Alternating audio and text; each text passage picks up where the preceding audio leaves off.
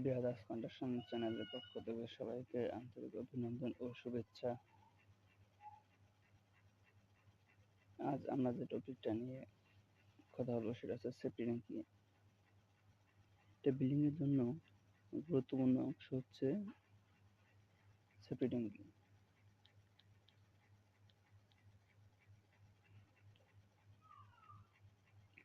সে building এ safety ট্যাঙ্কি কেন দেওয়া হয়, কি জন্য দেওয়া হয়, কেন ইঞ্জিনিয়ার সেফটি ট্যাঙ্কি সাথে নিয়ে প্ল্যান করে, এটা ইঞ্জিনিয়ার ভালো জানে।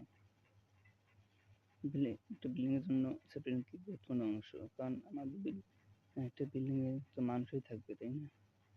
আর মানুষ যে ময়লা আবর্জনা করতে ফেলবে, বাথরুমের পানিগুলো কোথায় যাবে? এই সেফটি ট্যাঙ্কিতেই যাবে। তাই একটা বিল্ডিং এর জন্য গুরুত্বপূর্ণ অংশ হচ্ছে সেফটি ট্যাঙ্কি, সেটা বিল্ডিং এর ভিতরে হোক আবার বাইরেই হোক।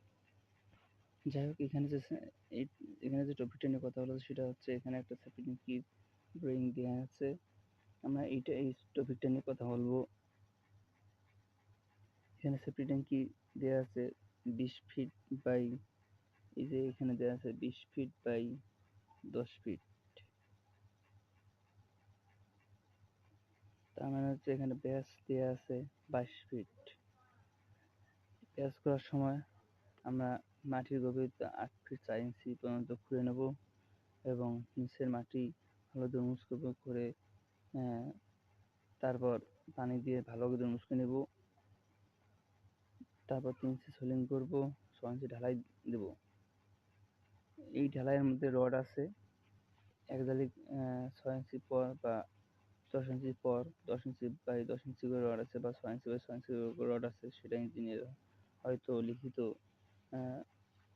দেয়নি, হয়তো মৌখিক বলবে, সে অনুযায়ী কাজ করতে হবে। তো রড, এই ঢালাইয়ের মধ্যে রড দিতে হবে আর কি, বাধ্যতামূলক রড দিতে হবে।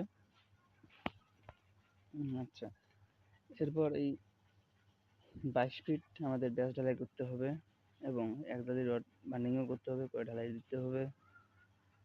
এরপরে আসেন, এই চারপাশে আমরা 10 ইঞ্চি ওয়াল কাটবো। আউট টু আউট 20 ফিট আর পোস্ত আউট টু আউট 10 ফিট। 10 ইঞ্চি করে আমাদের গাঁথনি কাটতে হবে, 8 ফিট 4 ইঞ্চি হাইট।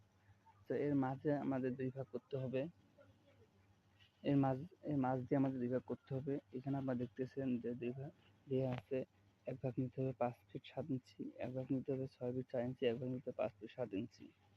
আমরা সেম ড্রয়িং অনুযায়ী তাই করব।